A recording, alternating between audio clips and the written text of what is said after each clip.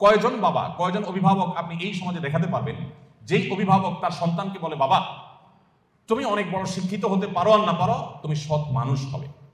সম্মানিত উপস্থিতি, শিক্ষিত সন্তান নিয়ে বাবা মা যতটা সুখে আছেন, এই সমাজে এত শিক্ষিত সন্তান না থাকলেও বাবা মারা অনেক বেশি সুখী ছিলেন, সন্তানরা অনেক বেশি সুখী ছিলেন একটা সময়। শুধু পার্থক্য এইটুকু, তাদের মধ্যে নীতি নৈতিকতা ছিল, এখন নীতি নৈতিকতা নাই। আমি শিক্ষার বিরুদ্ধে বলছি না, শিক্ষা তো আমাদের লাগবেই, কিন্তু শিক্ষার পাশাপাশি যদি নীতি নৈতিকতা না থাকে, তো এই শিক্ষা জাতিকে যতটা উপকার করবে তার চেয়ে বেশি ক্ষতিগ্রস্ত করবে।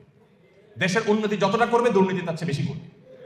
অতএব একজন আদর্শ অভিভাবক হিসাবে আপনার সন্তানকে যদি আপনি মানুষের মতো মানুষ হিসেবে গড়ে তুলতে চান, আপনার টার্গেট হতে হবে, আমার সন্তান দুধে পাতে থাকুক আর না থাকুক, আমার সন্তান থাকবে সত্যের সাথে, আমার সন্তান থাকবে ন্যায়ের সাথে, আমার সন্তান থাকবে নিষ্ঠার সাথে।